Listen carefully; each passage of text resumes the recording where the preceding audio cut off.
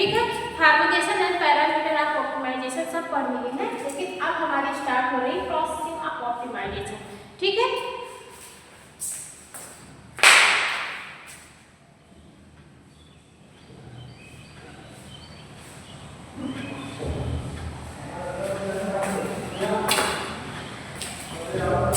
तो देखते हैं जैसे कि आप लोगों ने तो ऑप्टिमाइजेशन क्या होते हैं। ऑप्टिमाइजेशन एक ऐसी प्रोसेस होती है जो हमारे प्रोडक्ट को या फिर हमारे फार्मास्यूटिकल प्रोडक्ट को क्या बनाती है, हाई क्वालिटी की बनाती है, सेफ्टी बनाती है, उसके प्रोसेस को मतलब एकदम इजीली बनाती है। प्रोसेस में जो एरर आते हैं उसको रिमूव करने का काम कौन करता है, ऑप्टिमाइजेशन ही करता है। तो देखते हैं processing optimisation refer to the systematic determination of the best manufacturing process, ठीक है।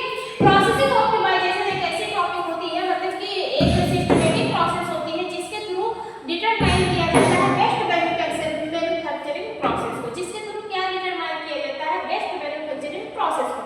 Condition to obtain pharmaceutical product with desired quality, safety and performance with minimum cost time. इसके थ्रू क्या होता है, जो हमारे फार्मास्यूटिकल प्रोडक्ट होते हैं वो हाई क्वालिटी के बने, ठीक है, हाई सेफ रहे।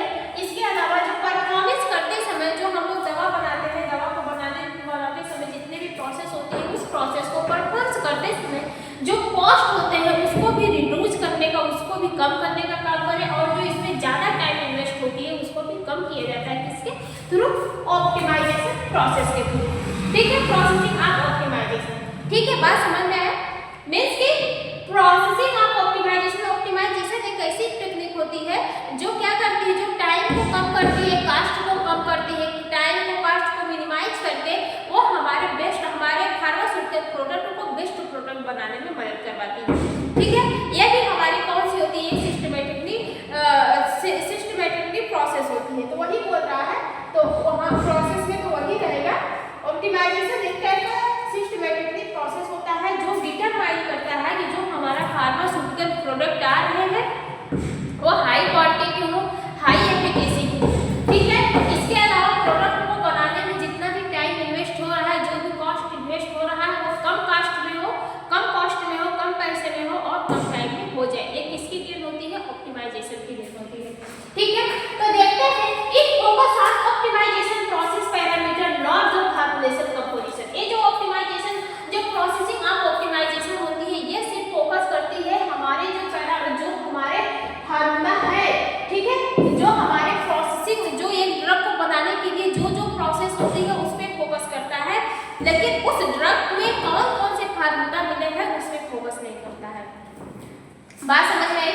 जैसे आप मैगी बना रहे हैं, पहले सबसे पहले क्या करेंगे, मैगी को क्या करेंगे, पहले तेल बॉयल करेंगे, तेल बॉयल करने के पहले गैस जलाएंगे, गैस जलाने के बाद तेल बॉयल करेंगे, तेल बॉयल करने के बाद जितने भी कंपोनेंट्स होते हैं आप उसमें डालेंगे, फिर उसको 10 मिनट तक पकाएंगे, फिर पानी डालेंगे, फिर पकाएंगे, ठीक है।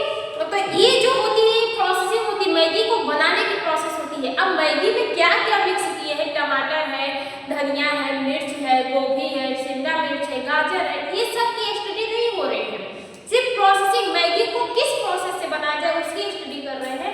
तो वैसे यहाँ पे भी ये जो हमारे प्रोसेसिंग और ऑप्टिमाइजेशन होती है, ये सिर्फ प्रोसेस में पैरामीटर पर स्टडी करती है, मतलब फोकस करती है प्रोसेसिंग पैरामीटर पे, ना कि फार्मूलेशन पर, ठीक है, ना कि फार्मूलेशन कंपोजिशन पर, ठीक है। Objective of processing optimisation, processing optimisation का क्या क्या ऑब्जेक्टिव होता है इसको देख लेते हैं।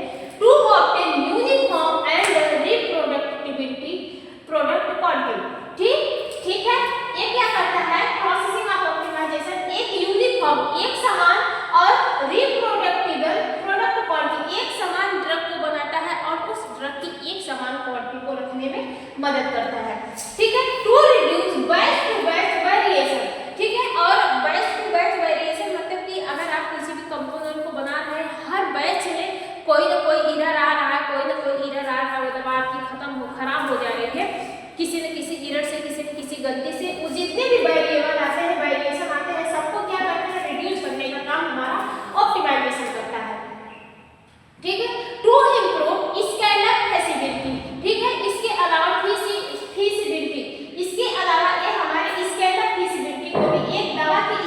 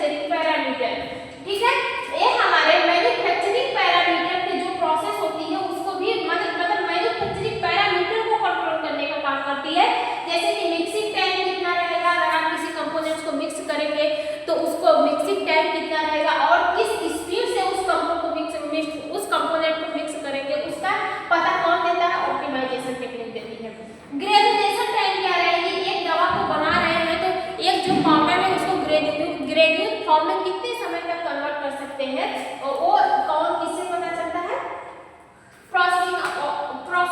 Processing of optimisation. फिर इसके अलावा क्या है? Drying temperature. एक दवा को अगर आप ड्राइंग कर रहे हैं तो उसका टेम्परेचर क्या होना चाहिए? किसके थ्रू पता चलेगा? Processing of optimisation. ठीक है, कंप्रेशन फोर्स। अगर आप किसी भी पाउडर को सॉलिड पार्ट में कन्वर्ट कर रहे हैं, एक टैबलेट में कन्वर्ट कर रहे हैं, तो उस समय जो कंप्रेशन फोर्स लगता है वो कितना होना चाहिए? इसके अलावा एक टैबलेट के ऊपर जो कोटिंग होती है, कोटिंग क्या होती है? जैसे हमारे जो बैड टैबलेट होते हैं, बैड टैबलेट जो होते हैं, जिसके बैड टैबलेट में बैड टेस्ट वाले टैबलेट, जिसका टेस्ट बहुत ही बेटर रहता है, वो जुबान पर मुंह में अगर जाते हैं तो अजीब सा टेस्ट देते हैं, तो उसके ऐसे टेस्ट को मार्क्स करने के लिए टैबलेट के ऊपर क्या होती है? कोटिंग हो जाती है। ऐसे टैबलेट के ऊपर क्या हो जाती है? कोटिंग हो जाती है। तो ये कोटिंग जो होता है क्या करता है? टेस्ट से बचाता है। इस टैबलेट का जो टेस्ट होता है उससे बचाता है। ये टैबलेट जाके कहाँ पे डिसॉल्व होगा? आपके स्टमक में, तो स्टमक से कोई टेस्ट लेता नहीं है। ठीक है, तो कोटिंग पेन स्पीड, अगर किसी टैबलेट पे आप कोटिंग चढ़ा रहे हैं तो उसकी स्पीड कितनी होनी चाहिए, उस पेन की स्पीड कितनी चाहिए, और डिटरमाइन किया जाता है प्रोसेसिंग ऑफ ऑप्टिमाइजेशन। ठीक है, सिलेक्शन ऑफ प्रोसेस वेरिएशन। इसमें इस टाइम पे जितने भी वेरिएशन आते हैं, जैसे कोटिंग करते समय जो वेरिएशन आते हैं उसको रिड्यूस किया जाता है। कंप्रेशन फोर्स कितना होना चाहिए, उसकी वजह से अगर हायर फोर्स रहेगा तो भी दिक्कत रहेगा, लो फोर्स रहेगा तो भी दिक्कत रहेगा। तो ये सारी चीजें को बहुत ही ज्यादा केयरफुली किया जाता है सबसे पहले। ठीक है, सिलेक्शन ऑफ प्रोसेस वेरिएबल। इस प्रोसेस में जितने भी टाइप के वेरिएबल होता है सबसे पहले उसको सिलेक्ट कर लेते हैं। ठीक है, और जो इम्प्योरिटी होती है, जो एरर होता है, उसको रिड्यूस कर दिया जाता है। फिर इसके बाद क्या है? Selection of the response. Selection of response, फिर हम लोग ये देखते हैं, ये जो सिलेक्शन ऑफ रिस्पांस होता है ये डायरेक्टली प्रोपोर्शनल होता है किससे? डिपेंडेंट वेरिएबल पर। किससे? Dependent variable. मतलब कि डिपेंडेंट वेरिएबल में क्या क्या देख सकते हैं? तो क्या है? These are the measurable outcome of the process. इस प्रोसेस में हम लोग आउटकम, एक दवा के आउटकम को मेजर करते हैं कि उस दवा की, जैसे यहाँ पे आपने टैबलेट बना दिया, अब उस टैबलेट के आउटकम को मेजर करते हैं कि उस टैबलेट का जो हार्डनेस है वो क्या है। ठीक है, उसका डिसइंटीग्रेशन टाइम क्या है, मतलब कि उस टैबलेट को टूटने में कितना टाइम लग रहा है। ठीक है, उस टैबलेट को डिजॉल्व होने में कितना टाइम लग रहा है, मतलब डिजॉल्व रेट क्या है। ठीक है, फ्रीएबिलिटी उस टैबलेट की क्या है। इसके बाद कांटेक्ट यूनिफॉर्मिटी, मतलब कि वो एक समान एब्जॉर्ब हो रहा है कि नहीं हो रहा है, सब आइडेंटिफाई किसमें किया जाता है? Selection of the processing variable, नहीं, सिलेक्शन ऑफ द रिस्पांस में ये सब देख लिया जाता है।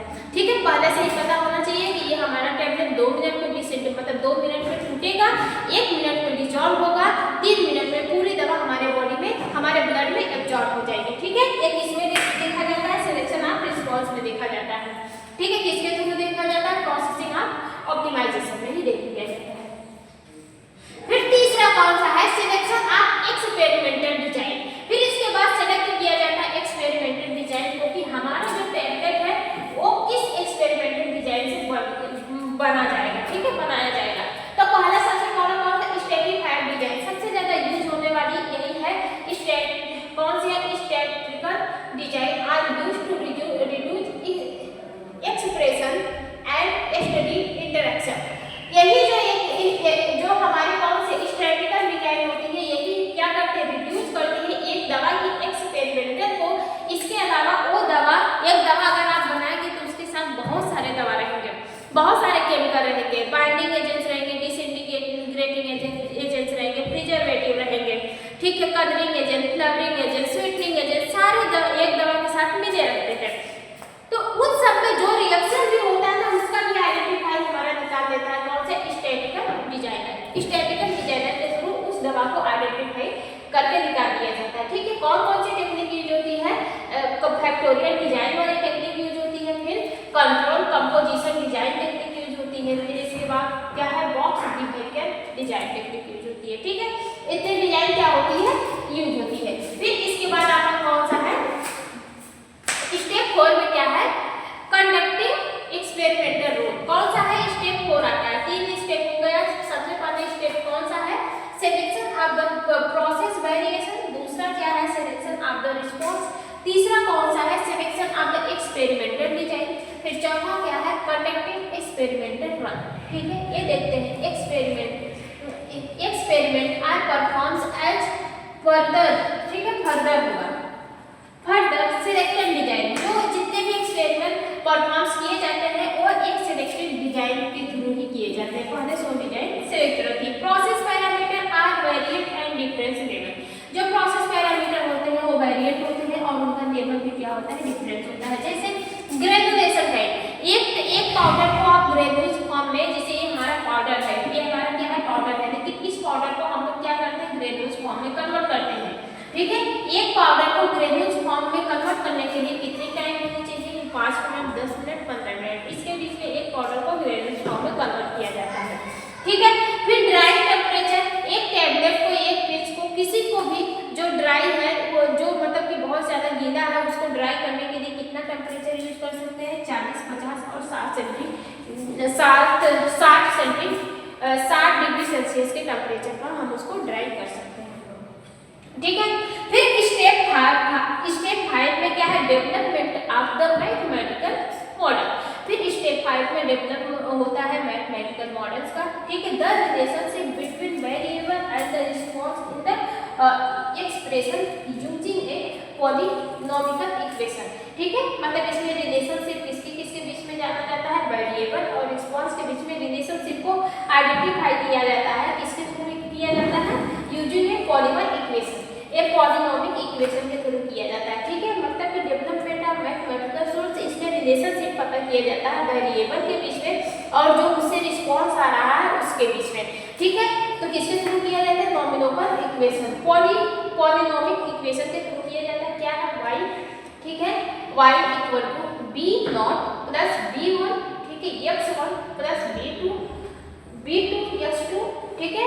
यहाँ पे क्या है, b0 plus b1 x1 plus b2 x2 plus b12 x1 plus b11 x square 1, ठीक है।